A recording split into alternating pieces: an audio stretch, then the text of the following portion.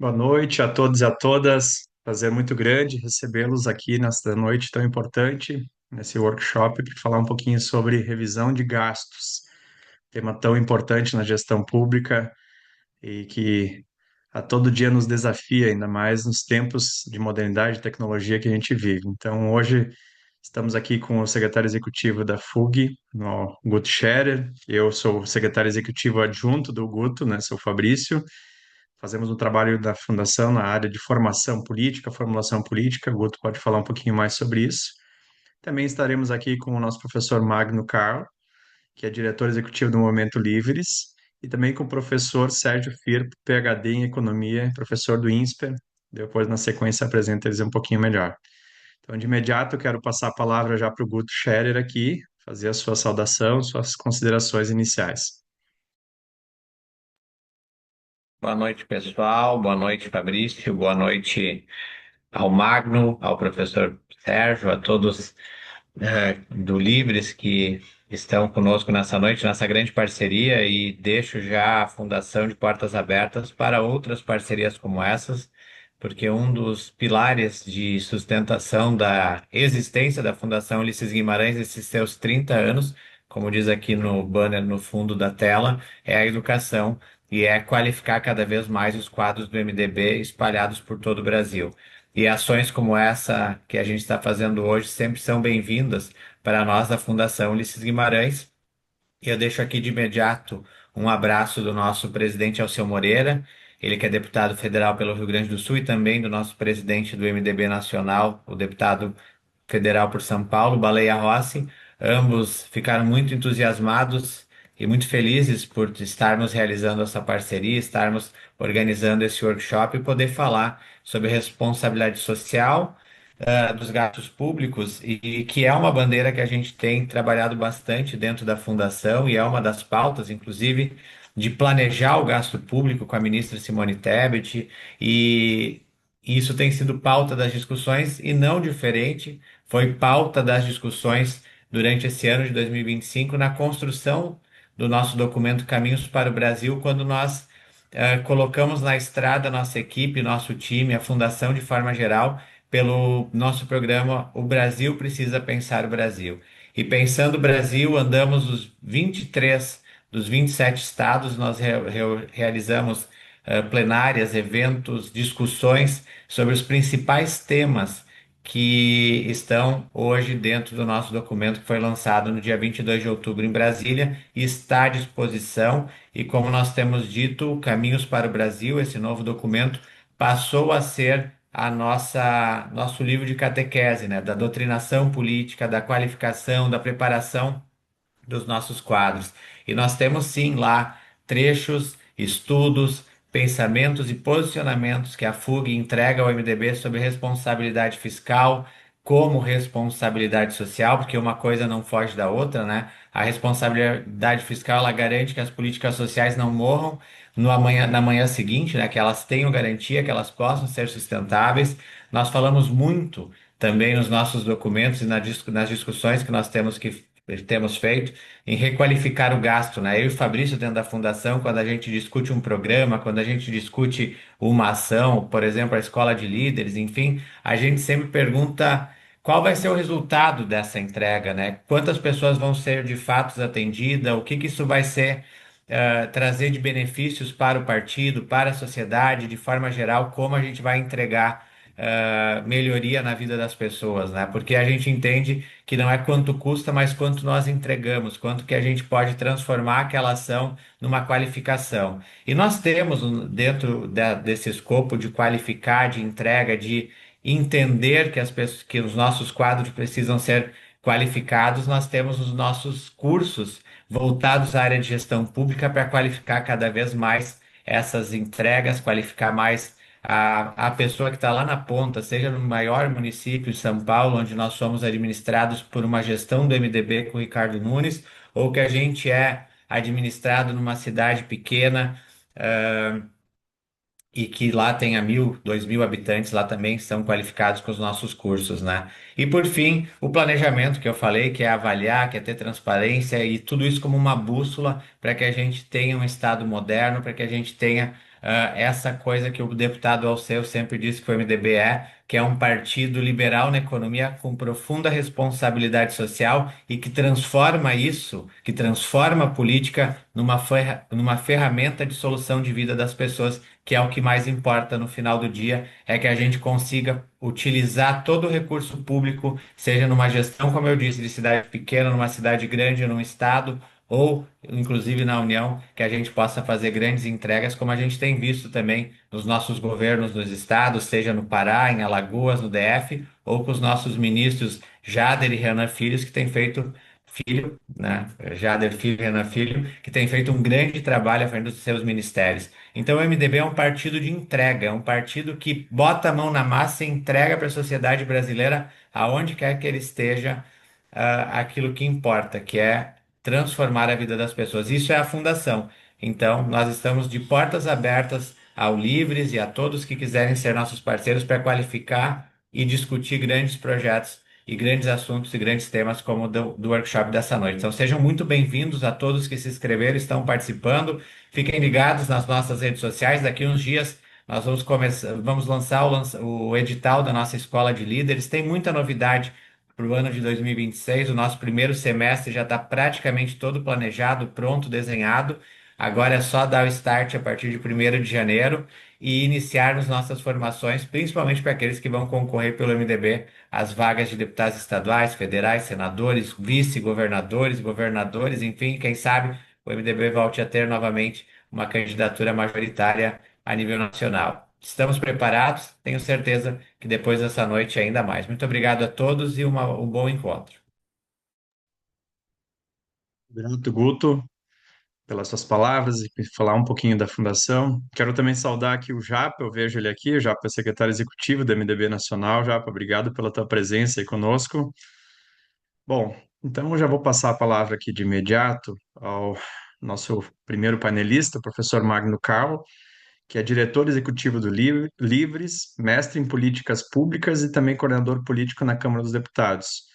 Professor, um privilégio tê-lo conosco aqui. Já te passo a palavra aí, o senhor pode ter aí uns 20, 25 minutos para fazer a sua fala e antes disso eu quero só explicar um pouco a dinâmica. Eu vou passar a palavra para os dois professores em dois painéis separados e lá no final a gente vai fazer perguntas e se vocês tiverem algumas questões podem escrever no chat que a gente vai disponibilizar depois ao final para os professores.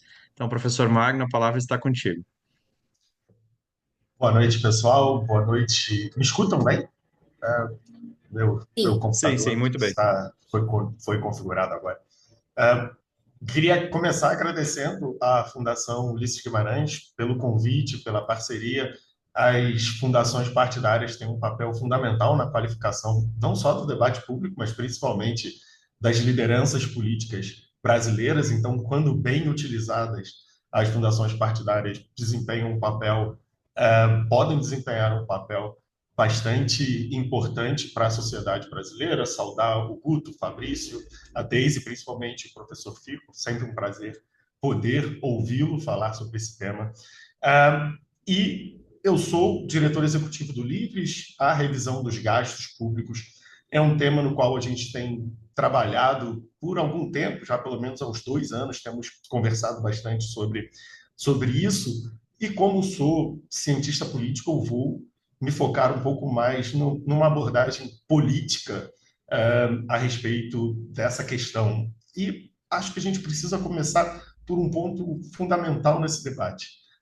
O Estado brasileiro não arrecada pouco. O problema das ações estatais brasileiras, dos serviços públicos, não é exatamente a falta de dinheiro, é que o dinheiro quase nunca chega de forma eficiente onde o brasileiro real vive. E conversar sobre revisar os gastos públicos não vem de uma necessária atração pelos cortes, não é o corte pelo corte, mas sim pela vontade de avaliar as políticas públicas e, eventualmente, revisar algumas prioridades.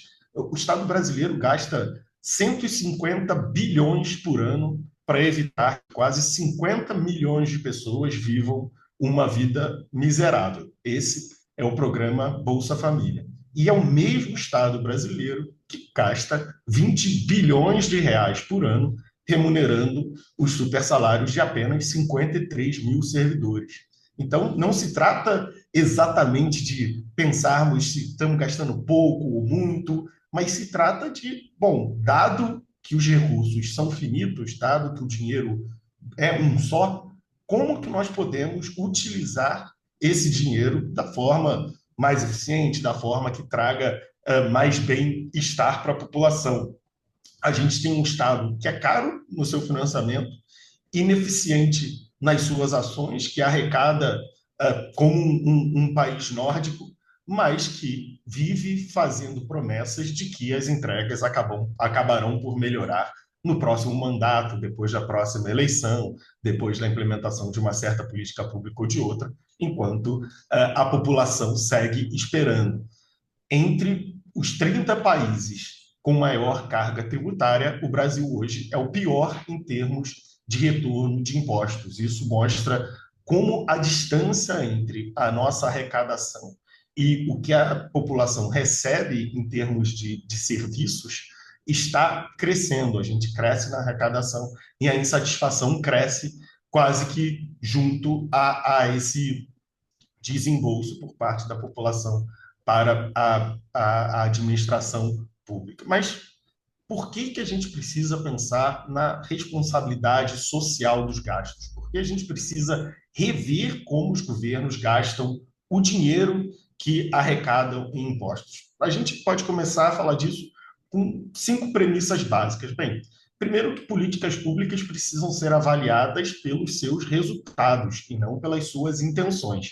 E a gente só consegue verificar se os resultados de uma política pública estão de fato sendo atingidos se a gente faz algum tipo de avaliação dessas políticas públicas. Em segundo lugar, a arrecadação é sempre finita. O dinheiro que o Estado consegue arrecadar em impostos, que o setor público consegue arrecadar em impostos, é sempre finito. Tem uma certa quantidade de dinheiro, inevitavelmente. E as demandas da sociedade são sempre crescentes. Então, a gente sempre precisa buscar espaços para melhorar a qualidade desse gasto, para que a gente não precise ficar sempre nessa ânsia de encontrar mais dinheiro para remunerar a máquina estatal.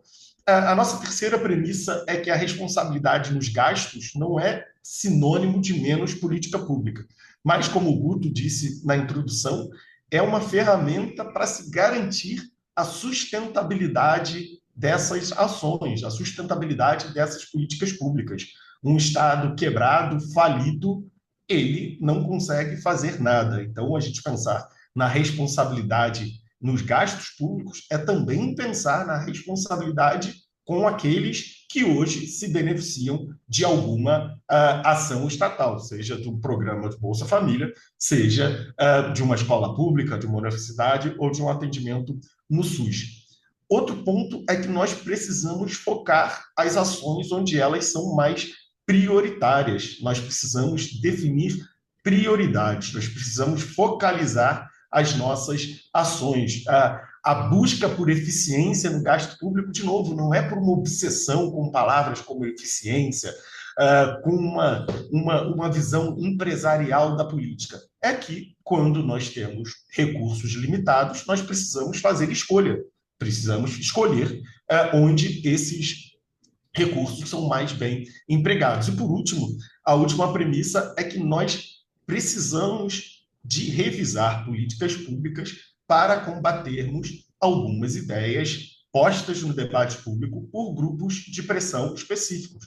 Há muitos grupos de pressão que igualam mais gastos a mais benefícios da população. Em geral, são grupos que se beneficiam de mais gastos e que rejeitam revisões desses gastos, revisões de políticas públicas, porque não desejam que a sociedade tome conhecimento do pouco retorno que esse gasto traz para a sociedade brasileira.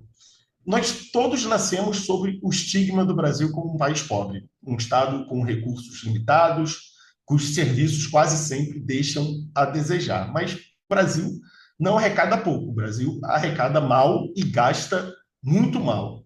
A nossa capacidade de arrecadar mais é limitada, a sociedade hoje rejeita frontalmente o aumento de impostos e rejeita com razão. Nós temos a maior carga das democracias da América Latina e nós estamos muito acima da média. Nós estamos 13 pontos acima da média aqui na nossa região. Então, não é um exagero dizer que nós temos uma carga de país rico com um serviço de país pobre. Nós estamos, mesmo entre os países que são mais comparáveis com a nossa realidade, nós nos destacamos como um país que arrecada muito, mas que, como todo brasileiro sabe, a qualidade do nosso gasto é baixa. E essa realidade não cai do céu.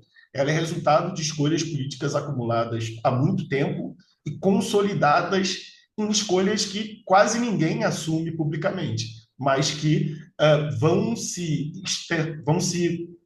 esquematizando como simplesmente parte da vida como ela é. A gente naturaliza certas políticas públicas no Brasil e depois que elas estão postas em prática, é muito difícil que sejam revertidas. Uma vez que você concede um favor a alguém, é muito mais difícil fazer com que esse gênio volte à lâmpada, porque você cria ali um grupo de pressão interessado em manter esse recurso fluindo.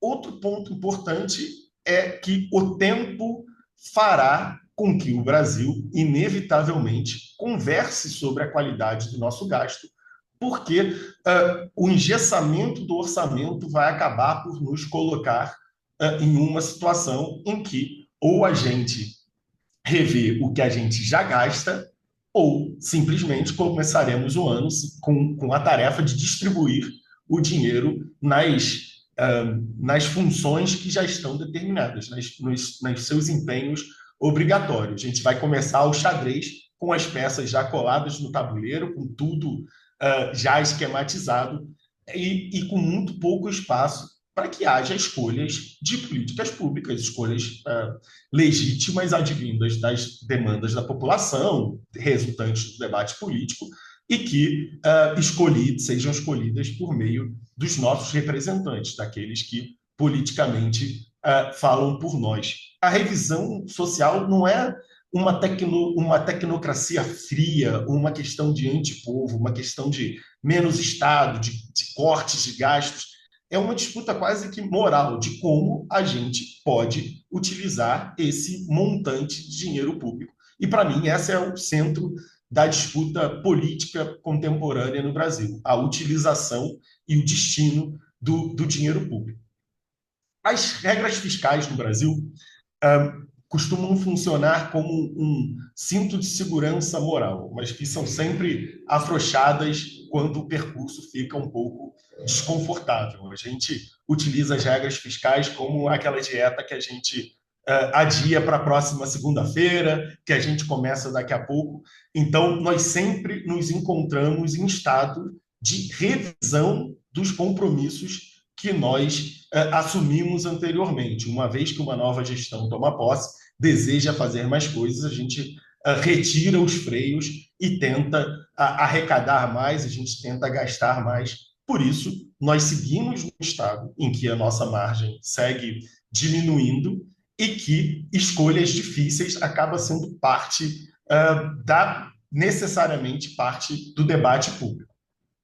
Quando os mais pobres financiam um Estado que entrega pouco a eles e entrega muito a quem está no topo, de novo, a gente estava falando aqui da diferença de custo de um programa social e a diferença da remuneração dos supersalários, por exemplo, a gente vê um cenário de injustiça que ameaça até mesmo a legitimidade do Estado brasileiro, a crença da população nos pilares fundamentais da democracia. Quando a gente passa a questionar a quem aquele Estado está servindo, a quem a política está servindo, a gente abre espaço para que haja contestação de fora da democracia. Não é difícil a gente imaginar por que essas contestações nascem principalmente entre os mais pobres do brasileiro. Vamos pensar na questão do saneamento, por exemplo. Um país que arrecada tanto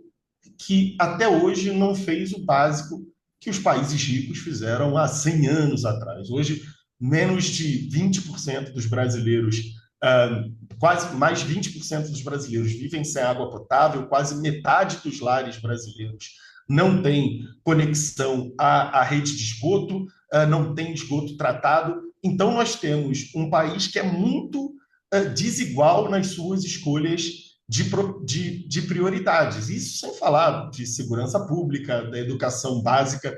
Então, a revisão desses gastos é uma escolha de priorização desses gastos, é uma escolha dos interesses dispersos das pessoas que, às vezes, não têm muita voz política e que precisam da representação política versus outros grupos que têm muita força política, que conseguem se organizar e que conseguem fazer com que o Estado acabe por trabalhar em seu favor. A nossa proposta daqui do Livres para a revisão dos gastos públicos, para que a gente possa ter mais responsabilidade nos gastos públicos, organiza o diagnóstico em 3 pilares básicos. O primeiro é a responsabilidade social e a responsabilidade fiscal. É a associação entre a responsabilidade social e a responsabilidade fiscal, e não na contraposição entre uma e outra. Uma não é inimiga da outra. Não existe política social sustentável sem contas públicas sólidas. E não existe reforma fiscal que se preste se ela, ao final das contas, penalizar os mais vulneráveis. Mas gastar bem é muito mais importante do que gastar muito. Esse é um mantra que o Estado brasileiro esqueceu, que desde a redemocratização nós vemos os gastos aumentarem muito e seguimos sem pensarmos na qualidade desse gasto. O segundo ponto, que eu já mencionei, é a estabilidade básica das regras fiscais. As regras estáveis, previsíveis, protegem a sociedade do improviso eleitoral, das ideias que aparecem a cada ciclo político. Quando acaba 2 anos, a cada eleição, alguém decide trocar a regra porque ela ficou inconveniente, porque precisa de determinado voto em determinada região, quando tem dificuldade política no Congresso Nacional, a gente sinaliza para a sociedade que nada é confiável, que nada é previsível. E isso faz com que qualquer esforço de racionalizar a ação estatal acabe saindo pela janela. E o terceiro ponto fundamental é o combate à captura do orçamento. Talvez essa seja a tarefa politicamente mais complicada da gente tocar nesse momento. Revisar os gastos ruins que geram grupos de interesse para defendê-los, revisar privilégios que nós vamos concedendo por conveniência política ao longo do tempo, revisar subsídios regressivos que hoje acabam por ter um vulto de bilhões de reais e, principalmente, programas sem impacto, que hoje consomem dinheiro público, consomem dinheiro que poderiam ter sido mais bem empregados e que, uma vez revisados, a gente poderia viver sem eles, já que, em termos de entrega para a população, eles são os mais fáceis de serem diluídos, porque não estão entregando o que a democracia brasileira necessita, o que os cidadãos estão tentando comunicar ao Estado brasileiro por meio dos seus representantes. Terminando um pouco a minha fala, eu queria falar um pouco dos instrumentos que nós estamos utilizando para falarmos dessa questão. Talvez o principal deles seja o IDS, o Índice de Disparidade Salarial. O índice eu costumo chamar de um espelho incômodo. Ele mostra a distância entre quem governa e quem é governado. O IDS, que está aqui do meu lado, calcula quantas vezes o salário da elite estatal supera a renda média da população.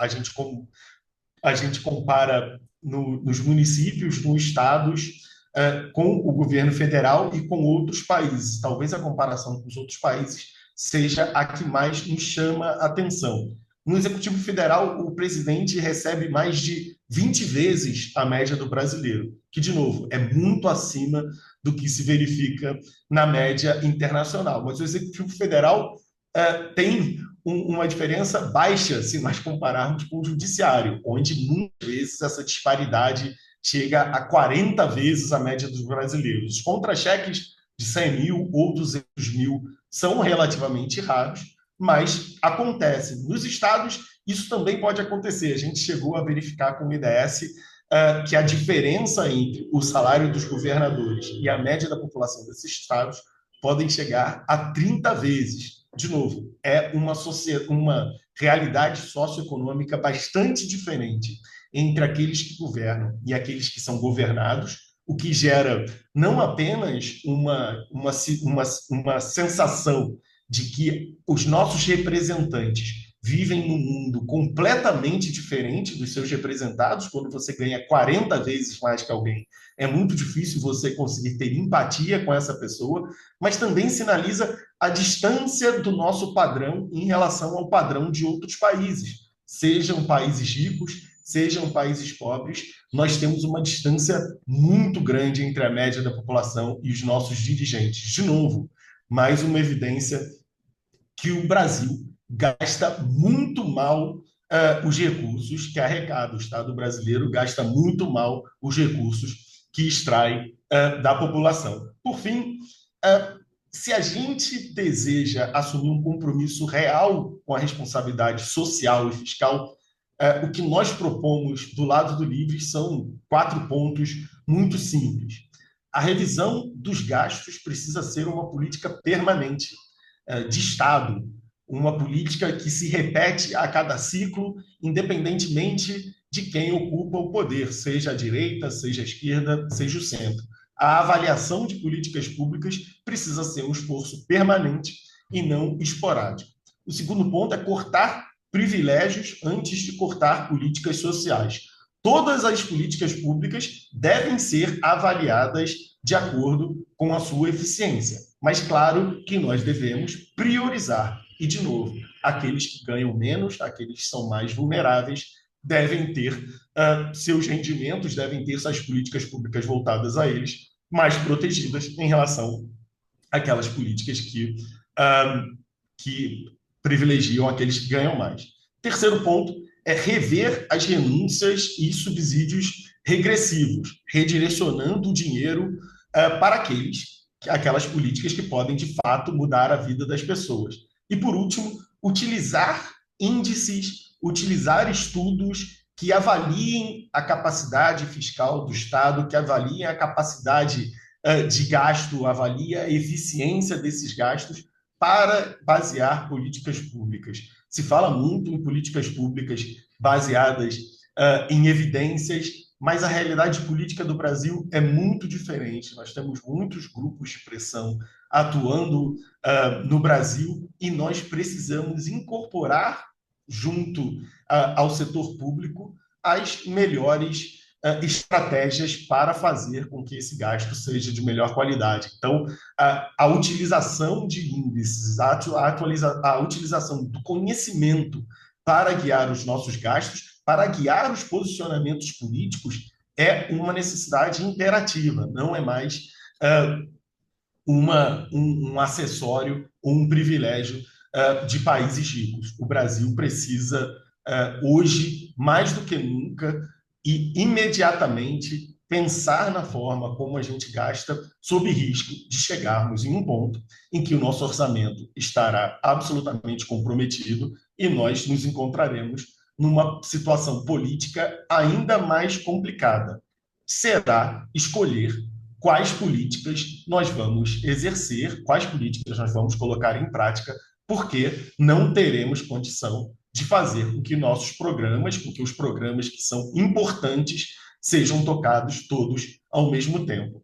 Revisar os gastos não é um luxo, é um imperativo, é uma necessidade que, inevitavelmente, o Estado brasileiro terá que enfrentar nos próximos anos, seja com governo de direita, seja com governo de esquerda ou com governo de centro. É melhor que a gente atue antes que o orçamento esteja completamente comprometido do que depois que as escolhas se tornem muito mais difíceis. Obrigado por me escutarem e fico à disposição para a gente bater esse papo com as perguntas depois. Muito obrigado. do professor Magno. É um desafio gigante mesmo que temos pela frente. E depois, quando nós voltarmos nas perguntas, eu tenho algumas provocações aqui com algumas possibilidades de caminhos para isso. Agora eu quero convidar o professor Sérgio Firmo, que é um professor do INSPER, também é PhD em Economia pela Universidade da Califórnia, e queremos ouvi-lo agora. O senhor tem a palavra aí por uns 20, 25 minutos, a mesma dinâmica que a gente fez até aqui. Está com o senhor a palavra. Maravilha, obrigado, Fabrício. Bem, primeiro queria saudar todo mundo da FUG, Fabrício, Guto, Daisy, agradecer o convite, saudar o povo do Livres, Magno, Rafael, Helena, que talvez nos ouça, dizer que é um prazer estar aqui, né, e uma honra estar falando, né, para a Fundação Ulisses Guimarães, né? É, então, não é a primeira vez que eu participo de um seminário da Fundação, mas toda vez que eu participo, eu fico muito honrado de ter meu nome lembrado e associado né, ao deputado Ulisses Guimarães. Então, isso para mim, é algo que certamente enobrece o meu currículo. Queria também saudar aqui o meu amigo Japa, que vejo aqui, está na sede do MDB Nacional, na sua salinha. E, enfim, falar que acho que eu estou aqui, Fabrício, menos por ser professor do INSPER, né, e mais por ter sido até pouco secretário nacional de monitoramento e avaliação de políticas públicas, né, e sob a liderança, né, da ministra Simone Tebet, né, ministra do Planejamento e Orçamento, que criou uma secretaria, né, nova, que não havia, a Secretaria de Monitoramento e Avaliação de Políticas, né, exatamente para que a gente pudesse implementar um sistema, né, de avaliação de políticas públicas, que faça com que, o que permita, né, que você tenha ciclos, de avaliação de políticas. Isso já existia, mas agora isso está mais, sistematizado. Houve uma série de mudanças que permitiram isso, e, né, também iniciar um processo, né, de revisão de gastos. Tá? Então, não havia até, até recentemente, até 2024, então não foi nem em 2023, quando a secretaria foi criada, foi em abril de 24, se eu não estou enganado, o decreto, né, em que foi criada uma subsecretaria de revisão de gasto público na, na Secretaria de Monitoramento e Avaliação, né, que a gente chama de SMA. E essa subsecretaria tinha a finalidade de começar a pensar como é que você faz revisão de gastos de maneira sistemática no governo federal. Né? E é óbvio que uma vez que você, né, começa a pensar nesse processo, né, isso gera, né, tem transbordamentos, né, para os outros entes federados, né? Então, houve desde então uma demanda crescente, né, entre municípios e estados, né, para que esse processo de revisão de gastos, né, ele também pudesse ser iniciado nos estados e municípios que têm interesse e preocupação, né, não é como o Magno bem colocou, né, e achei brilhante sua fala, Magno. Gostei muito, estou aqui alinhado totalmente com o que você trouxe, né? Não é assim simplesmente cortar gastos, né? Então, revisar não é reduzir, revisão não é igual a redução, tá? Deixar bem claro que revisão de gastos é uma busca, né, constante, né, com método, para que você consiga aumentar a qualidade do gasto público. Isso traz acho que para a gente aqui, um desafio que é, né, talvez começar a pensar para fora, né, de um debate que ficou polarizado, né, entre visões sobre as contas públicas e, né, a questão fiscal no país, que não é apenas do país, né? Vale lembrar que desde da crise de 2008, né, mas sobretudo com, né, o endividamento, né, dos estados, nações, com a pandemia, né, vários países passaram, né, a ter que emitir, né, dívidas crescentes para poder financiar, né, gastos, né, durante a pandemia, né, você criou um problema fiscal que se manteve, né, no país, mas também em outros países. No caso brasileiro, esse problema já vinha de antes da pandemia, tá? Então, a gente observa, né, uma crescente deterioração das contas públicas, né, déficits recorrentes, né, déficits primários recorrentes, né, já há mais de uma década. Portanto, você tem ali uma questão, né, que de fato existe, que é como é que você consegue, né, atender às demandas, né, e o Magno falou isso, eu concordo, crescentes da sociedade brasileira, né, onde você tem uma restrição fiscal, né, tão limitante como a nossa, tá? As demandas elas crescem, elas vão continuar a crescer, né? E a gente tem que pensar como é que a gente vai conseguir alocar os recursos da melhor maneira possível. E aqui, eu acho que não é o montante de recursos arrecadados que a gente tem que, portanto, tem pouco recurso e por isso a gente tem que fazer da melhor forma possível. Não importa o tamanho do recurso, é um recurso público, é um recurso que vem de pagamento de impostos. Portanto, a gente tem que fazer sempre, independente do montante, o melhor uso, desses recursos, né? Logo, para fugir desse debate polarizado entre gasta-se é, pouco ou, né, é, tem que se fazer um ajuste fiscal doloroso, né, que muitos chamam de austericídio, né, quando querem usar, né, termos que, na verdade, não condizem com ajustes, né, fiscais que muitas vezes são relevantes, né, mas que querem, né, colocar essa conotação de que, né, é quase que né, um suicídio coletivo, né, promovido pelo Estado, quando você para né, de gastar muito, né?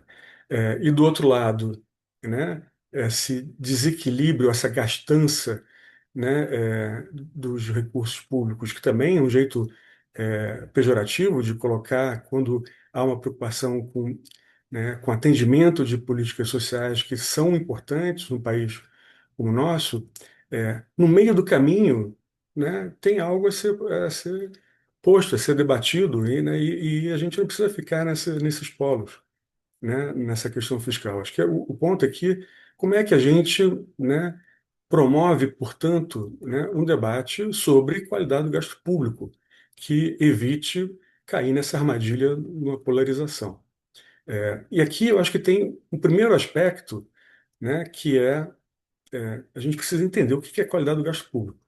Tá? Acho que uma forma de você instrumentalizar esse conceito é, é muito simples, né, e bastante intuitivo. Imagina que você tenha políticas, né, que são bem avaliadas, tá? E vamos chamar esse grupo de políticas de alta qualidade. E aí a gente pode depois, eu vou, né, falar um pouco sobre o que significa ser uma política de alta qualidade. E você tem políticas também de baixa qualidade. Tem esses dois grupos, né, alta qualidade e baixa qualidade, né? E você tem o orçamento público financiando esses dois grupos de políticas. Se você coloca muito peso orçamentário, né, para aquelas políticas de baixa qualidade, né, qual que vai ser a qualidade do gasto público? Vai ser a baixa qualidade do gasto público. Se você coloca mais recursos, né, naquelas políticas que são avaliadas, são tidas como de alta qualidade, né, o seu gasto público vai ser de mais alta qualidade, né? Portanto, a qualidade do gasto público nada mais é do que uma média ponderada, né, da qualidade de cada uma das políticas públicas existentes, né, onde essa ponderação, essa forma de usar os pesos, né, tem a ver com o quanto de orçamento se está colocando em cada uma das políticas, né? Na hora que você entende, né, a qualidade do gasto público dessa maneira, fica mais fácil você pensar como é que eu consigo melhorar a qualidade do gasto público, né? Do jeito que eu coloquei, tem duas formas, né, imediatas, né? A primeira forma, né, é uma forma que eu entendo como sendo, né, que eu chamo de uma variação por dentro das políticas. Ou seja, se eu conseguisse transformar a política de baixa qualidade em uma política de alta qualidade, naturalmente a qualidade total do gasto público aumentaria, né? Mesmo que eu não mude a alocação orçamentária. Mas aquela política inicial que eu primeiro vi como sendo de baixa qualidade, eu transformei essa política por dentro e ela passou a ser uma política de mais alta qualidade, está recebendo a mesma fatia do orçamento. Logo, eu tenho agora mais recursos públicos indo para políticas de mais alta qualidade. Como é que você faz isso?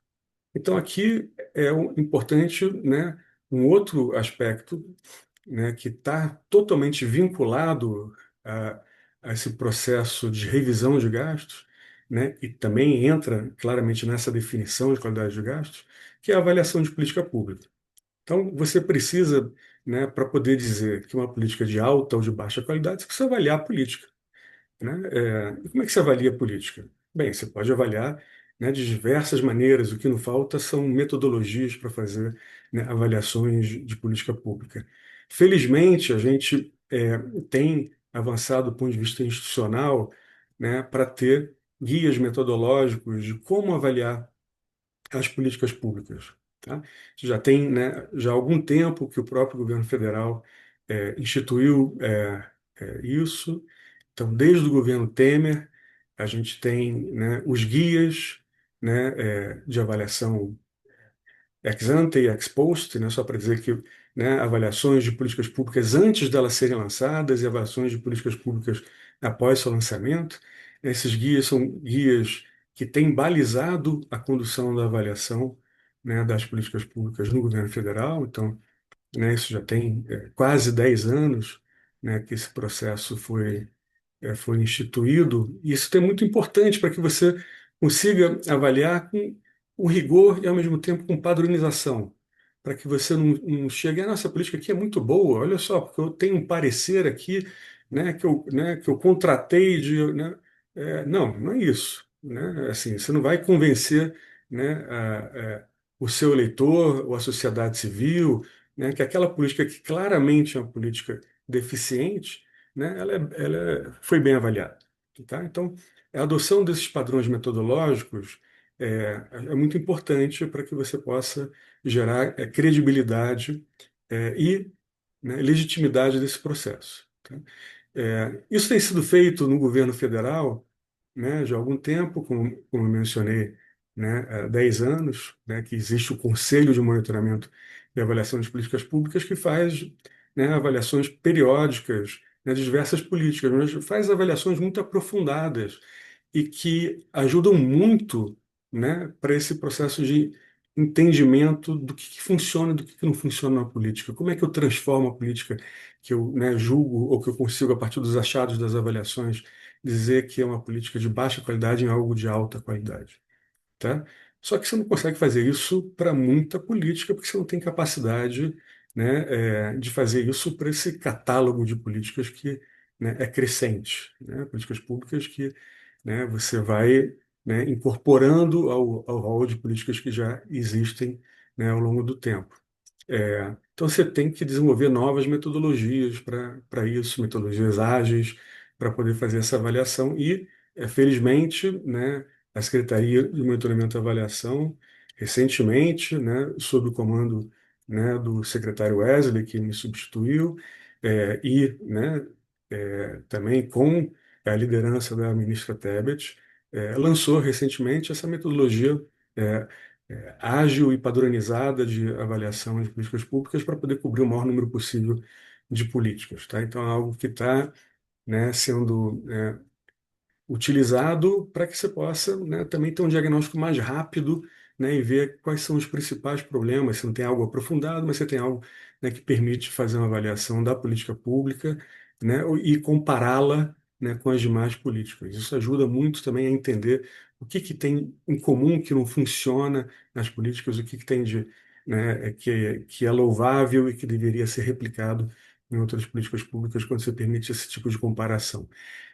Então, ter essa capacidade de avaliar as políticas, né, e entender como é que você consegue melhorá-las, permite que haja esse, né, o que eu chamo dessa, né, esse aumento da qualidade por dentro, né? Óbvio que essa não é a única forma de se melhorar a qualidade da política, mas é muito relevante, né?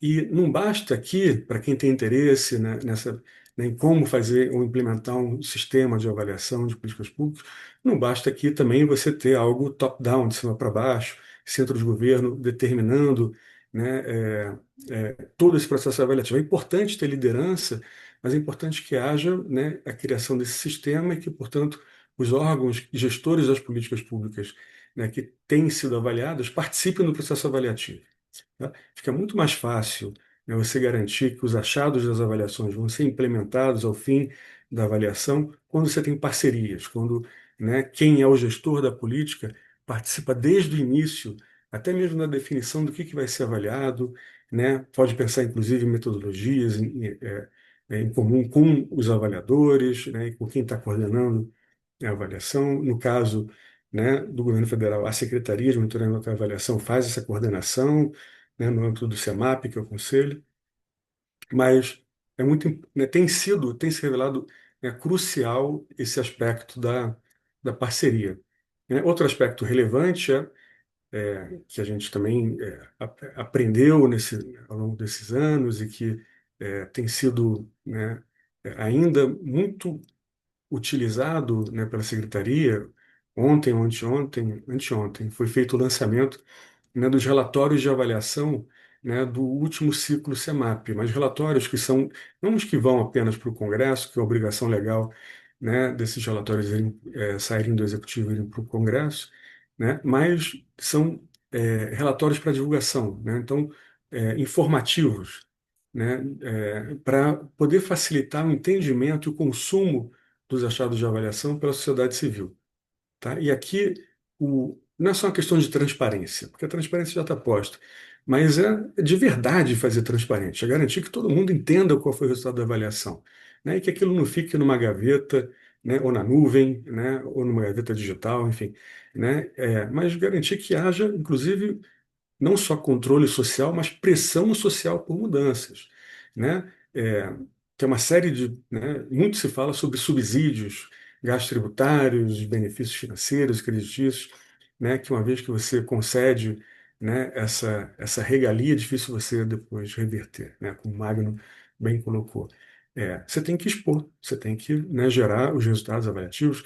De fato, esse benefício aqui gera pouco impacto, né? Ou não atende, né, não tem atendido, não tem garantido aqueles objetivos que que o legislador imaginou que esse subsídio fosse atingir da sua criação.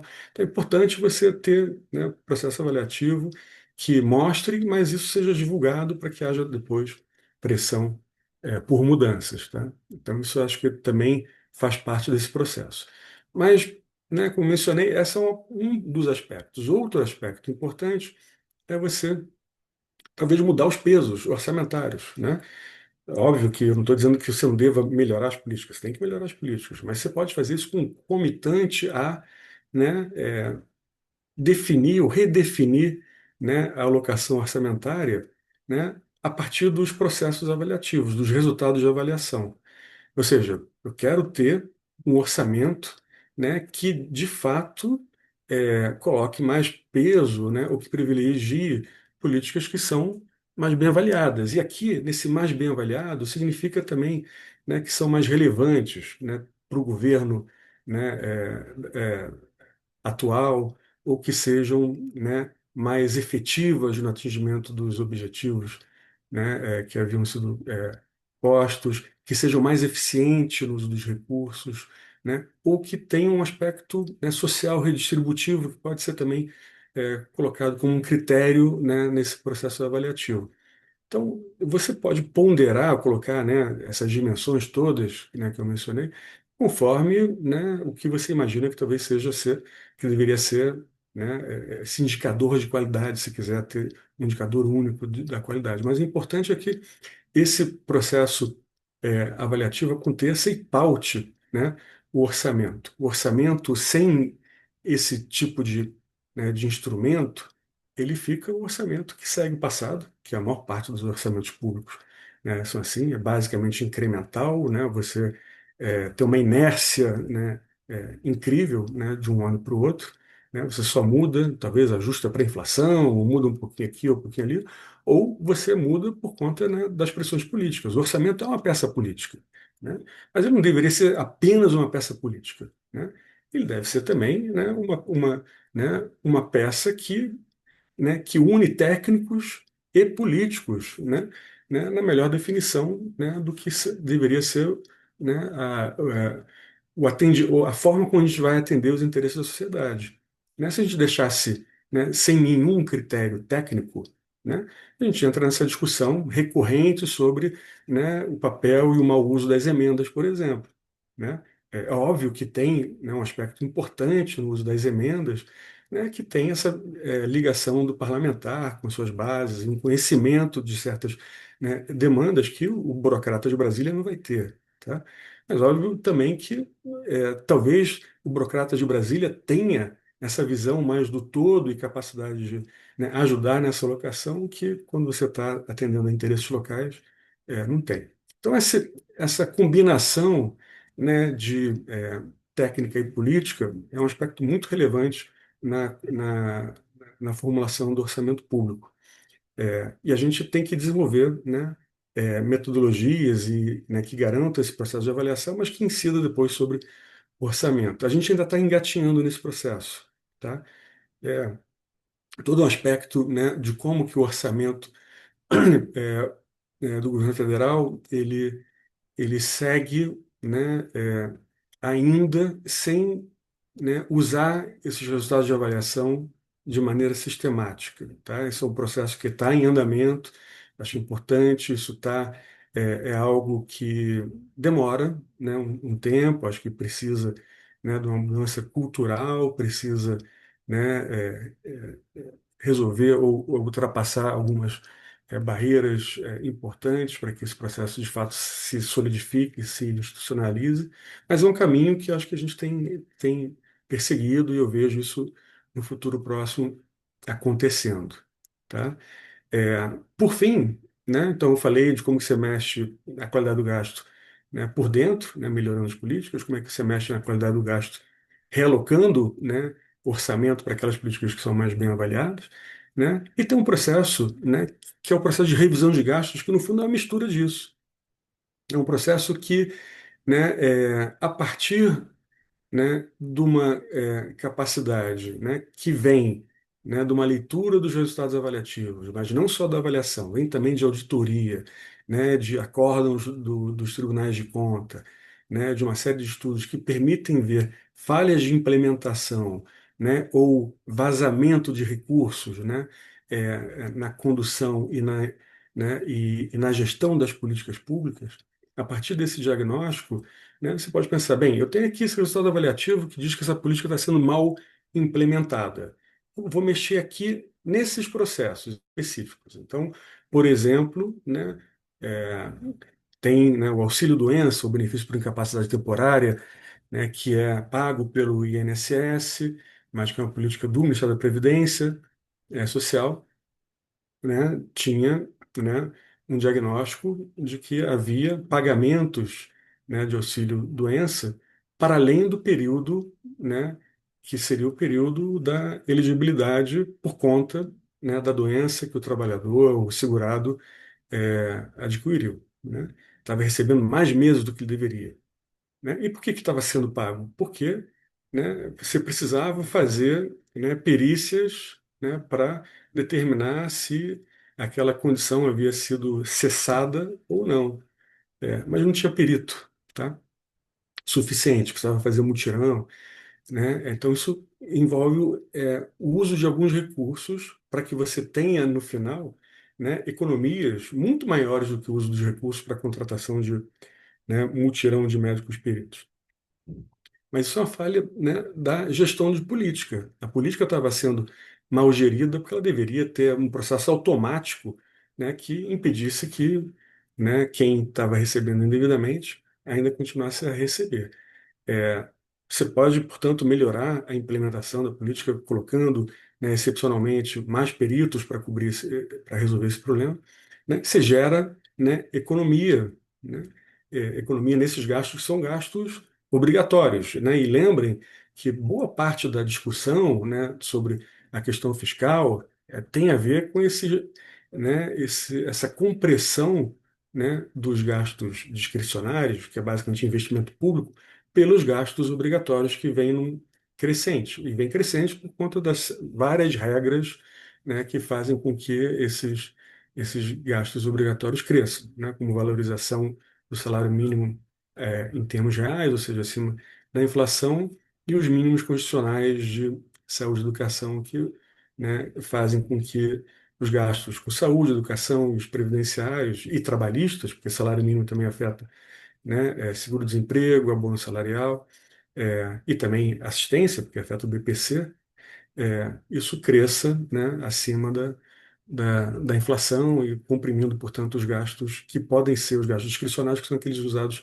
para investimento público. Então, você tem, né, um processo de revisão de gastos que reduz, né, o montante dos gastos obrigatórios, né, e que pode ser relocado para políticas que são prioritárias. Então, não à toa, nesse processo de revisão, né, e aqui o Japa deve se lembrar disso, não à toa a gente, né, usou o mote revisar para repriorizar, né, porque a ideia é que a gente pudesse usar espaço fiscal gerado, né, é, por essas medidas de economia para, né, para que pudesse ser usado nas políticas que são prioritárias, né, do governo e que são prioritárias não só do governo, mas, né, são políticas que há demanda manifesta, né, pela sociedade. Então, esse processo de revisão de gastos é um processo que está, né, feito de maneira sistemática e vinculada ao ciclo orçamentário, ainda está engatinhando. Tá? Acho que tem ainda um processo legislativo, né, que possa garantir que a gente vá ter isso no futuro próximo. Tem projetos de lei, né, caminhando nessa direção, mas isso ainda, né, não está completamente vinculado. Tem, né, a Lei Complementar 200, que instituiu o novo arcabouço fiscal, né, colocou, né, uma lei complementar que instituiu, ou que tem esse comando, que diz que no anexo do projeto da lei de diretrizes orçamentárias, né, que seja, né, enviado, né, que seja posto no anexo aquilo, o montante, quando couber, né, das medidas de economia. É, mas ainda está fraco. É quando couber, né, e não tem, né, ali dito que, né, isso deve acontecer com todo ano essas medidas, pode ir quando couber, né?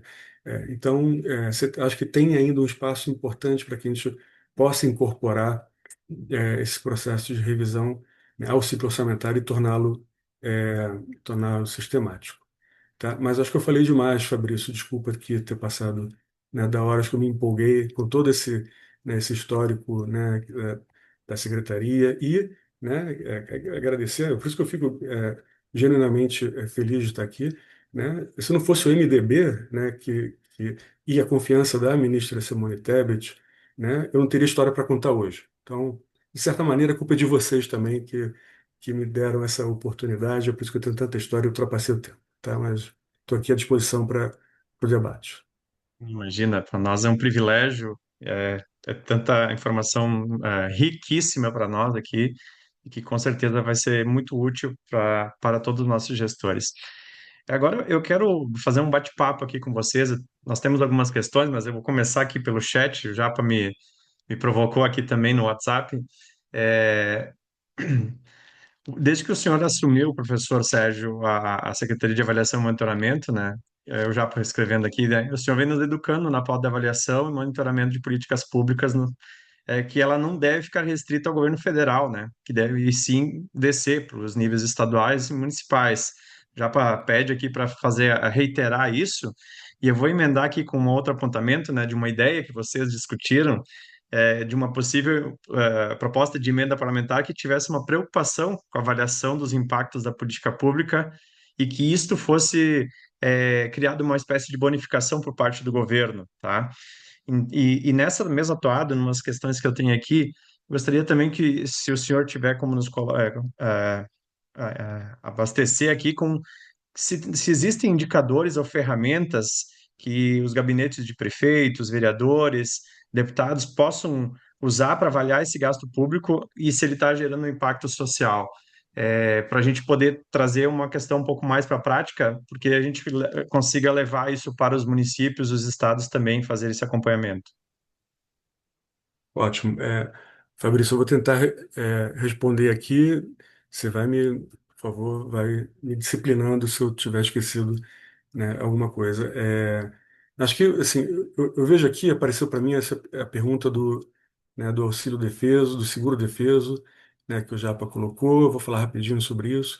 Né, seguro defeso é algo que agora, nessa última MP 1323, né, do governo federal, aparece ali, inclusive um limitante, né, muda a política no sentido dela se transformar em gasto obrigatório com controle de fluxo, tem um montante do quanto que não pode ser, né, ultrapassar aquele valor.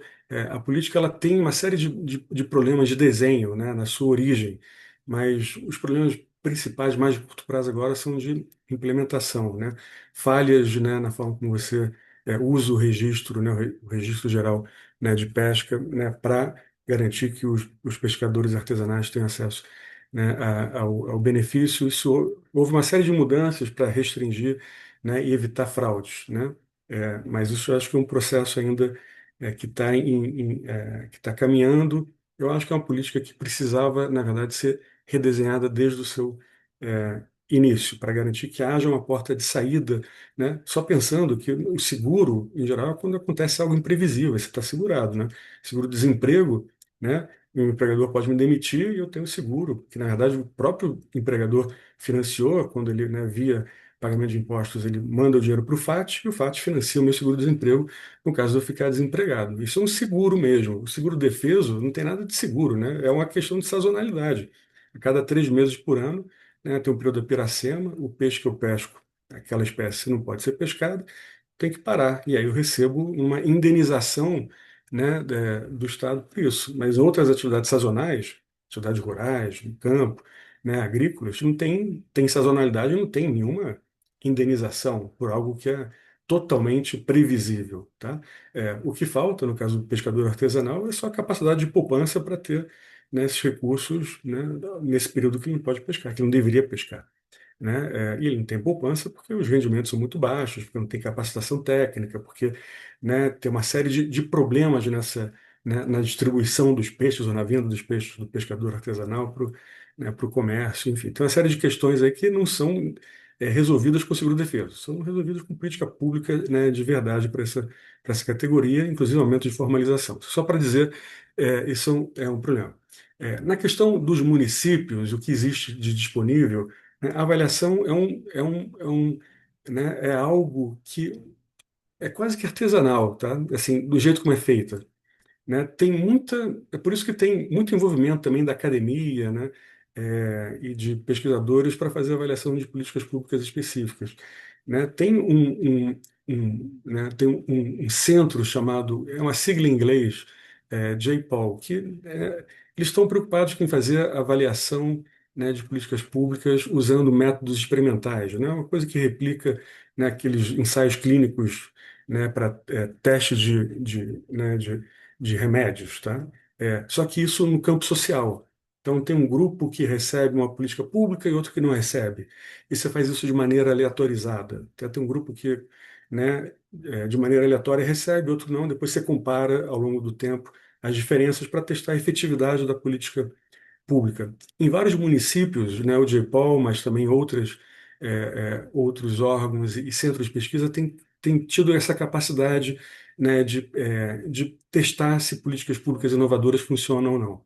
Isso é algo que eu acho bastante interessante, mas, de novo, tem envolvimento aí de pesquisadores, não tem essa implementação de algo que seja quase que, né, industrial e que você possa fazer uma avaliação mais, né, um leque mais amplo de políticas. Eu acho que essa, né, mudança que vem né, do governo federal, agora com essa metodologia mais ágil, isso eu acho que vai dar escala. A ideia ali é dar escala, tá?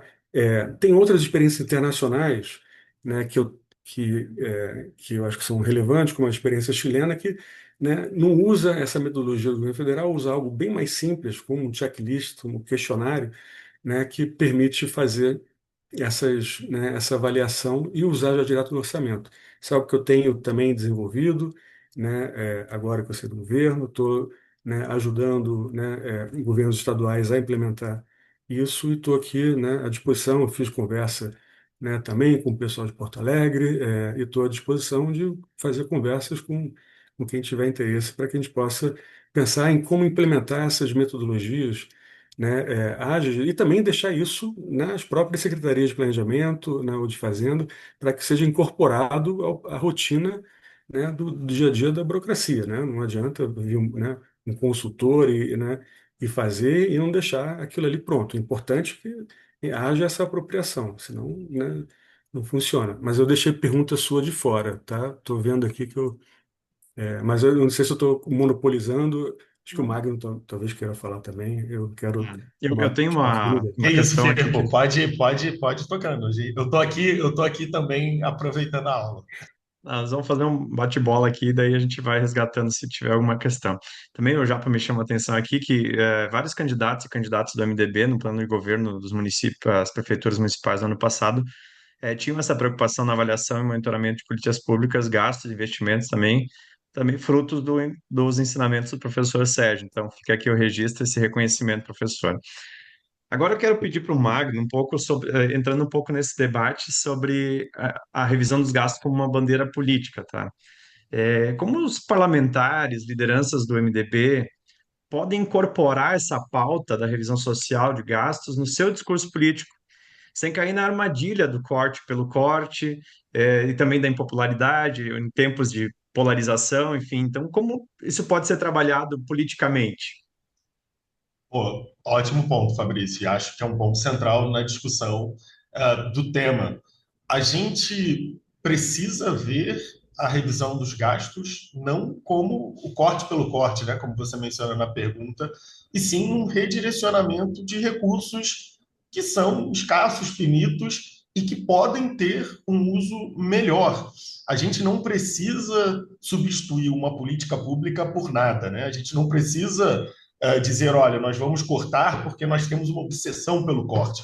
Nós precisamos e podemos substituir uma política pública por uma política pública melhor, uma que não funciona por uma que funciona, né? Com uma avaliação de política pública, o parlamentar, o ativista político, o candidato pode dizer, olha, nós precisamos cortar aqui porque houve uma revisão, porque houve uma avaliação dessa política pública, e essa política pública é ineficiente, ela gasta muito e entrega pouco. E para substituí-la, nós temos uma alternativa aqui. Nós não precisamos utilizar só o argumento moral para falar sobre um gasto ineficiente. A gente não precisa usar só a imoralidade de um juiz ganhar R$ 200 mil para falar sobre esse gasto ser ineficiente. A gente pode dizer, olha, a remuneração dos supersalários custa anualmente o equivalente a expandirmos a rede de creche em 50%. A universalização das creches no Brasil custaria X bilhões comparados.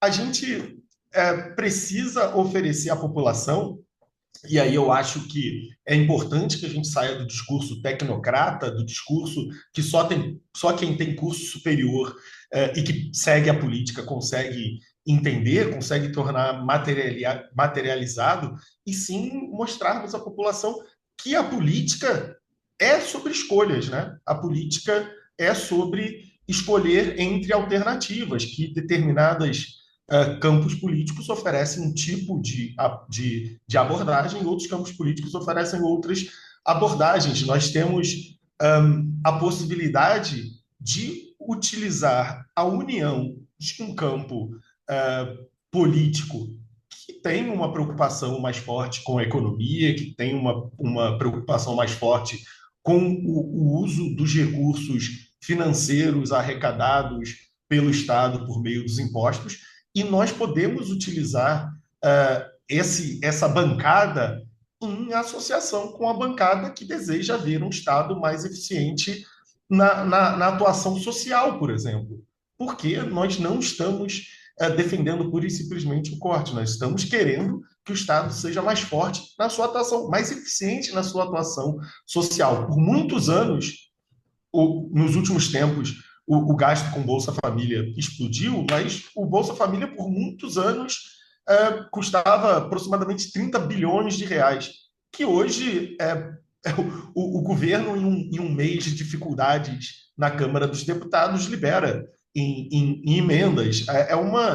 Uma quantidade de impacto muito significativa comparada com o seu custo relativo. Então, a minha resposta é que essa pauta pode ser absolutamente popular porque consegue unificar dois campos políticos que o senso comum diria que são antagônicos, aqueles que desejam ter gastos mais disciplinados e aqueles que devem ver que veem no Estado uma função social maior. A gente tem toda a capacidade de fazer isso, e, de novo, com avaliação de políticas públicas, com uma priorização melhor dos nossos gastos, a gente pode substituir uma política pública ruim por uma política pública boa. Não é fácil, claro. É sempre mais fácil você prometer, quem está do lado da política, é sempre mais fácil prometer para o eleitor fazer cada vez mais. Mostrar para o eleitor que não há escolhas na política, que há sempre benefícios, a gente pode ir gastando infinitamente. É uma posição de muito mais responsabilidade ter que explicar para o eleitor que se trata de escolhas. Mas acho que é um caminho possível que a história política brasileira nos mostra alguns casos em que isso foi feito e que a gente teve sucesso nesse debate. Maravilha. Então, a Cassiane questiona o professor Sérgio aqui se ele entende que há necessidade de revisão do marco regulatório da lei que rege parcerias no processo de monitoramento de políticas públicas. As parcerias, acho que tem, assim, o marco legal, né, de monitoramento e avaliação de políticas públicas, ele é dado por uma série de leis e decretos. Acho que tem a lei do PPA, né, que prevê, né, a avaliação, né, do PPA, né, anual, com o seu monitoramento, ou seja, o plano plurianual ele tem que ser monitorado e avaliado, e atribui, né, no decreto, né, que regulamenta a lei do PPA, atribui ao CEMAP, esse conselho que eu mencionei, né, esse papel. Mas a minha principal questão, né, não é tanto com a avaliação. Acho que a avaliação tem que sim ter mudanças para criar, né, esse sistema. Tem muito departamento que faz avaliação no governo federal espalhado nos ministérios, né, setoriais, tem nos entes federados, estados e municípios, né, também fazem avaliação. Seria importante pensar, né, como é que você organiza essa constelação, né? Quais são os papéis dos atores, atribuir governança, pensar então num sistema, primeiro federal, mas também nacional, né, que organize, né, esses esforços avaliativos. Mas acho que o principal ponto, né, que eu queria enfatizar é menos na confecção da avaliação, na elaboração e mais no uso. Tá? Como é que você garante que aquilo ali de fato vai afetar a política? A gente sabe tanto sobre desoneração da folha, né, de salários, né, e tem dificuldade enorme de reverter, né? A gente sabe muito sobre, né, uma série de políticas, Zona Franca e outras tantas, Simples Nacional, né? A gente sabe, né, dos limitados alcances, né, dessas políticas, né? E tem pouca capacidade, né? Os resultados estão aí, tem resultados publicados, né, em de várias maneiras, né, desde revistas científicas, né, até relatórios de avaliação. A gente tem muita dificuldade de reverter esse processo, tá? Mesmo quando a gente sabe que são políticas inefetivas. Então, acho que como é que a gente garante que a avaliação ela seja utilizada? Acho que é um processo, né, que não é, que é um processo, é isso. Não vai ser na base de uma canetada que vai se resolver. Acho que são mudanças culturais, amadurecimento, pressão social, para que a gente possa garantir isso. Acho que a lei ajuda, tá? Mudanças legais, né, ajudam, mas acho que a gente precisa mais do que isso. Perfeito. O Daniel nos traz aqui um comentário, uma pergunta também, né, que o problema fiscal no Brasil sempre presente, né? Os palestrantes fizeram uma apresentação brilhante e indicaram formas para equacionar a solução deste tema, mas não vejo na sociedade brasileira predisposição da eficiência dos gastos públicos. A população em geral acredita que dinheiro público não é de ninguém. Como fazer uma mobilização política nacional, já que a população não acredita na eficiência do gasto? Eu vou emendar aqui também com uma anotação que eu tinha feito aqui, que, né, que o cidadão comum médio, né, muitas vezes não se engaja nesse debate, né? Como comunicar essa pauta da revisão de uma forma mais popular, né, com um pouco mais de apelo social? Eu sei que, de certa forma, o Magno já tocou nesse assunto, mas gostaria de ouvir vocês dois sobre esse comentário do Daniel, né, que também foi colocado aqui pelo Rodrigo Santana na sequência como uma mudança de cultura. Como vocês enxergam esse caminho para nós conseguirmos nos aproximar um pouco mais da média da população, da compreensão? Vou eu? Vou eu. Ah, acho que é uma mudança de cultura, mas uma mudança de cultura não só do eleitor, acho que é uma mudança de cultura também de quem está do lado, e eu me incluo nisso, e acho que todos nós que estamos aqui somos parte disso, de quem tenta falar de política com outras pessoas, né? As pessoas que prestam menos atenção. Eu acho que é uma mudança de política do nosso lado também, de esclarecer para as pessoas que há um custo de oportunidade, que há recursos escassos que nós precisamos fazer escolhas, que há custos nas políticas públicas que nós não podemos seguir arrecadando infinitamente, que o dinheiro público não é de ninguém, pelo contrário, que não é que o dinheiro público não é de ninguém, é que o dinheiro público é de todo mundo. E a gente precisa fazer escolhas com o dinheiro público, como a gente faz com o nosso próprio dinheiro. E que a escolha do dinheiro público é feita por meio dos políticos, é feita por meio dos nossos representantes. Então, os nossos representantes também precisam ser portadores do esclarecimento, da verdade. E, de novo, isso não precisa ser feito de uma forma antipática, de uma forma impopular. Vamos fechar coisas, vamos acabar com programas. Pode ser feita com a explicação da substituição. A licença paternidade com 120 dias garantidos de renda para o pai custa 5 bilhões de reais por ano. 3 dias de votação no Congresso com emendas sendo liberadas também custa 5 bilhões por ano. A gente precisa fazer uma escolha. Nós queremos ver 20 deputados contemplados por 20 emendas ou nós queremos... a gente precisa ter esse tipo de diálogo. Eu sei que nós estamos vivendo um período muito complicado no debate político, a qualidade do debate político acho que se deteriorou bastante, o nível caiu bastante, acho que a política do Stories, do Instagram, deteriorou um pouco a profundidade que a gente consegue discutir as coisas, mas eu sou muito otimista e eu acho que a participação política que esse tipo de comunicação proporcionou pode se transformar em uma participação de melhor qualidade com o tempo. No primeiro momento, a gente traz mais pessoas para se interessar na política, e acho que a política é inegável que nos últimos tempos a política tem mobilizado mais pessoas, tem atraído mais atenção. A qualidade dessa participação a gente pode discutir, e a qualidade dessa atenção também, mas acho que no médio prazo a gente pode transformar essa participação e essa atenção em instrumentos de comunicação mais verdadeira com o eleitor, e que o eleitor vai ter mais de 30 segundos para dedicar a esse tipo de assunto do que tem hoje.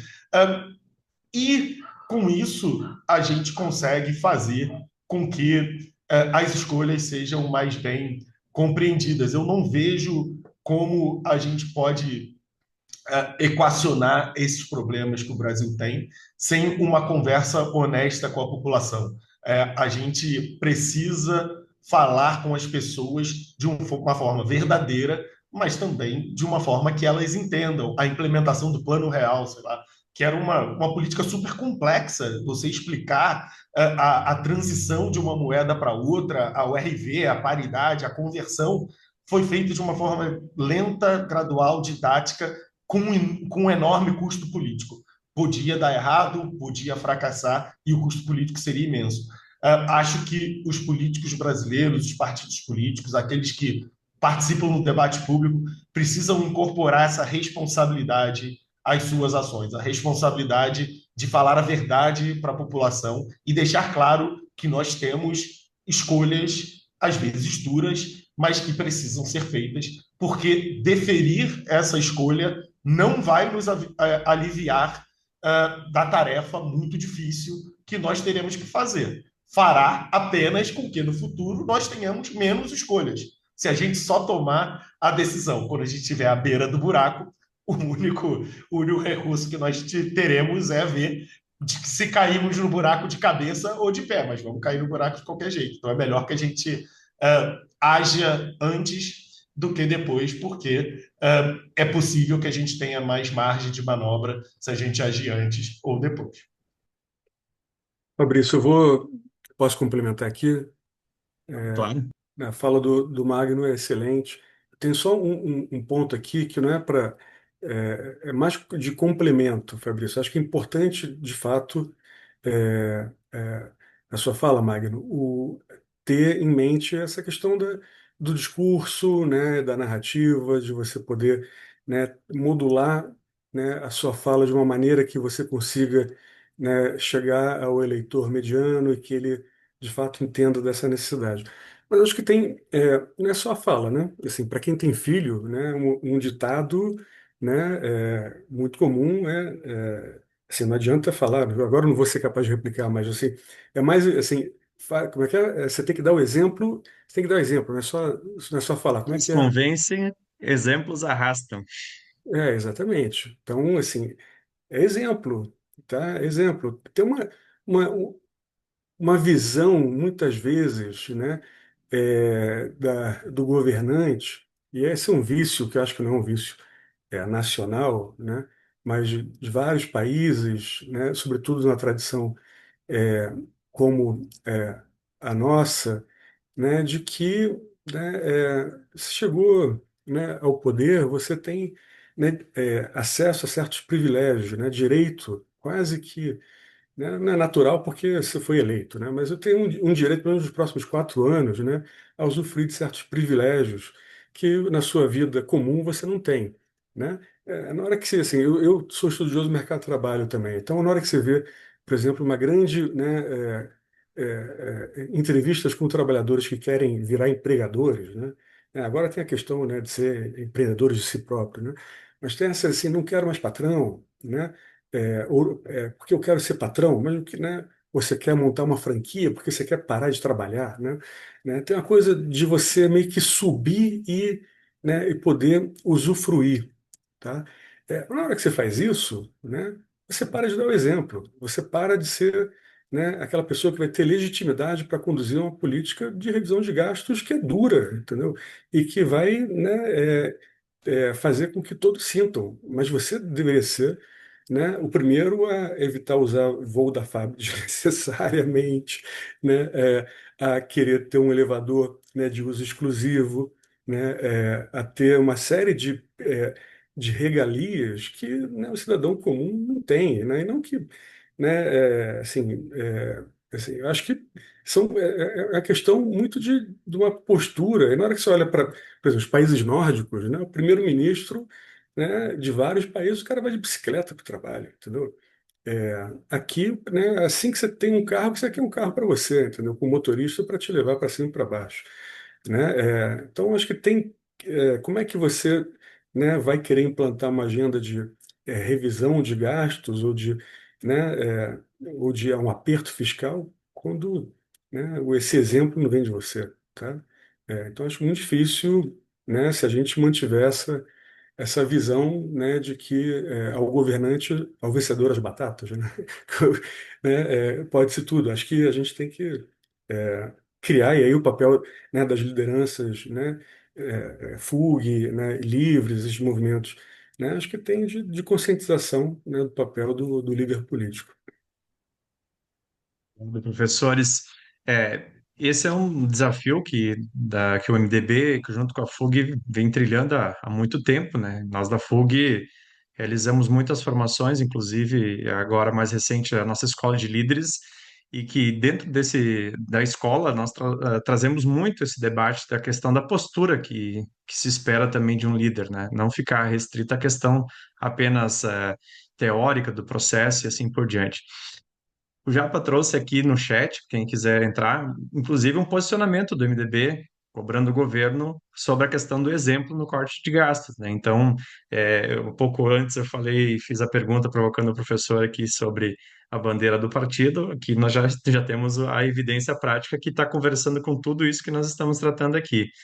E o Rodrigo faz uma citação bem importante aqui, de que este tema, ele é um dos pilares também no nosso documento Caminhos para o Brasil, que foi lançado agora recentemente pela Fundação junto com o MDB, ou melhor, o MDB junto com a Fundação, e que fala exatamente sobre isso, tudo que a gente está tratando aqui. Bom, são 20h30, tá? Para a gente poder encaminhar aqui, eu gostaria de devolver a palavra agora aos professores. Eu acho que podemos, pela ordem aqui de falas, eu devolvo para o professor Magno para suas considerações finais, a gente poder encaminhar. E também a gente fica à disposição pela FUG, se mais pessoas tiverem interesse em fazer mais questionamentos e tudo, a gente pode passar para os professores depois, a gente pode ir respondendo também pelo e-mail. Então, professor Magno, te devolvo a palavra aí para as suas considerações finais. Primeiro eu quero agradecer à FUG, a todo mundo que esteve aqui com a gente, a todo mundo que vai assistir depois, já que esse encontro está sendo gravado e quinta-feira à noite é difícil para muita gente estar presente. Agradecer ao professor Firpo, sempre um prazer poder ouvi-lo. E dizer que, de novo, assim, tocar num ponto que a gente já mencionou aqui antes, não se trata de uma escolha entre um caminho fácil e um caminho difícil. Se trata de uma escolha que a gente vai ter, uma ação que a gente vai ter que fazer agora ou depois.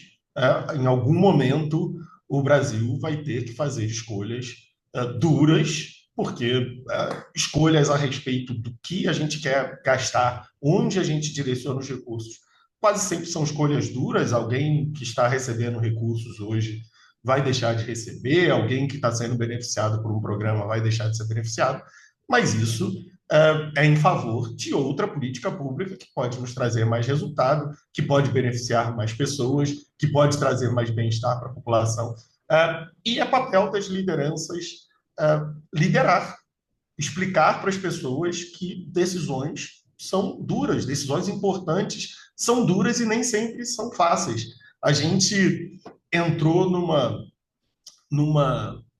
momento político em que as lideranças políticas se veem como condutores apenas de notícias boas, tem uma rejeição a conversar frente a frente, a ter uma conversa séria com o eleitor. Se a gente voltar nas questões que eram debatidas, não precisa voltar muitas e muitas décadas. Na redemocratização brasileira, nas eleições, nas primeiras eleições, em 88, 89, a gente vai ver muitas lideranças políticas dizendo que nós precisamos falar a verdade com o eleitor brasileiro, que o Brasil enfrentava crises econômicas, enfrentava a inflação, enfrentava problemas de dívida, mas que a população precisava entender os problemas nacionais. E hoje me parece que a gente tem uma política que pensa que fazer política é apenas ser uma espécie de animador de auditório, de transmissão de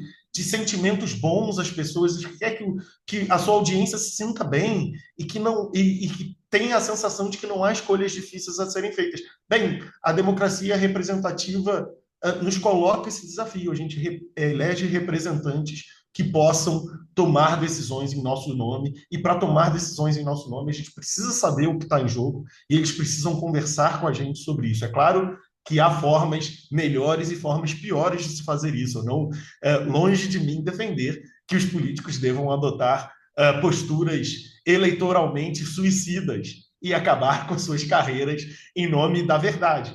Mas a verdade precisa ser parte do discurso político. O eleitor brasileiro precisa entender o que está em jogo, porque há possibilidade de fazermos uma política de forma verdadeira, de forma responsável, que gere dividendos eleitorais e ainda assim seja em benefício da maioria dos brasileiros. Muito obrigado à FUG, mais uma vez, muito obrigado a todo mundo que nos acompanhou até agora e boa noite. Obrigado, Magno. Também já passo agora para o professor Sérgio. Antes, também fazer uma citação aqui do Rodrigo, que colocou aqui já duas vezes no chat, que ele tem um canal no Instagram que ele criou falando sobre política com simplicidade, que tem o objetivo de falar de política com uma linguagem simples e direta à população. Isso tem a ver com o que o Magno está falando, né? Numa época de lacração e de heróis, a gente precisa encontrar uma forma de falar de uma maneira séria sobre os pontos que a sociedade necessita, né? Então, professor Sérgio, com o senhor, as suas considerações finais. Ótimo, obrigado, Fabrício. Queria agradecer mais uma vez, né, o convite, né, também retribuir as palavras do Magno. Também é sempre um prazer essas conversas que a gente tem, virtuais, né, Magno, mas que a gente talvez devesse parar em algum momento, né, e ter essa conversa presencial, né, que é sempre, para mim, é sempre enriquecedor. Mas o que eu tenho para dizer sobre esse ponto, né, é que acho que não dá para enganar todo mundo o tempo todo, né? Essa é a frase do Lincoln, quem que fez? Agora eu não sei dizer, não sei, preciso achar, procurar no Google, mas né, eu não sei de quem que é a frase, mas então, se você não consegue né, fazer, né, omitir, né, uma verdade, né, por muito tempo. Essa verdade vai acabar aparecendo. É óbvio que tem, né, um problema, né, às vezes, né, chamado de inconsistência intertemporal, né, que é você, né, se omite essa verdade agora, porque, né, lá na frente, quando vier a conta, já não vai ser mais você que vai estar ali para ser, né, o responsável, vai ter alguém, né? E esse alguém não sendo, né, alguém do seu partido, ou não sendo alguém da sua família, mas, né, sendo possivelmente um opositor, deixa a conta no colo dele, né? É, isso é meio que, né, abrir mão de um compromisso com a sociedade, né? E muitas vezes, né, isso leva, né, a a um populismo fiscal, dado que a gente está falando aqui sobre gasto público, né? Mas tem isso aparece também em outras dimensões. Mas, sobretudo na questão do gasto, em que você tem, né, o governo federal tem capacidade de contrair dívida, você, no fundo, está deixando para a geração seguinte, né? Ou se estourar antes, né? Se essa dívida for explosiva, vai estourar no colo do governante seguinte, né? Agora, assumir responsabilidades e fazer os ajustes necessários, dado que, né, parece ser mais fácil, né, encontrar uma solução de curto prazo que agrada a todo mundo, né, é difícil, né? Acho que cabe aqui, sim, né, uma conscientização, né, cabe uma mudança na mentalidade, né, das lideranças, né, para que a gente possa, né, evitar cair numa armadilha como, né, a Argentina caiu, com estagnação secular, né, na economia, com hiperinflação, com, né, um desarranjo cambial, né, que, né, atrapalhou em muito, né, a própria democracia, né, do nosso país vizinho, né? Então acho que a gente tem que, né, olhar que, né, e ver que tem exemplos, né, ao redor, né, que não são alvissareiros e que, portanto, a gente, né, deveria internalizar esses custos e partir para algo que seja de fato um compromisso, né, social e com responsabilidade fiscal. Bem, obrigado, professor Sérgio, professor Magno. Prazer muito grande realmente estar com vocês. Espero termos outras oportunidades e com certeza as teremos. Também quero fazer uma saudação de novo ao Japa, também a Deise, que está na retaguarda aí, sempre coordenando todas as ações da Fundação na área de formação também. Obrigado a todos que estão aqui conosco. Tenham todos uma ótima noite de descanso e até uma próxima oportunidade. Abraço a todos. Tchau, gente. Obrigado. Só um Tchau, Tchau, Japa. pouquinho, gente. Um deixa eu, abraço. deixa eu só fazer um ajuste aqui que eu quase me esqueci. Na FUG está abrindo 12 vagas para quem está aqui para participar do curso de. Deixa eu colocar aqui. É o curso de licitações, né, Daisy? Então, Orçamento público. orçamento público, perdão. A Daisy está colocando o link aqui, então podem clicar, se inscrever quem tiver interesse, tá? Quase me esqueci desse detalhezinho. Tá bom, pessoal? Agora sim, boa noite a todos e bom descanso.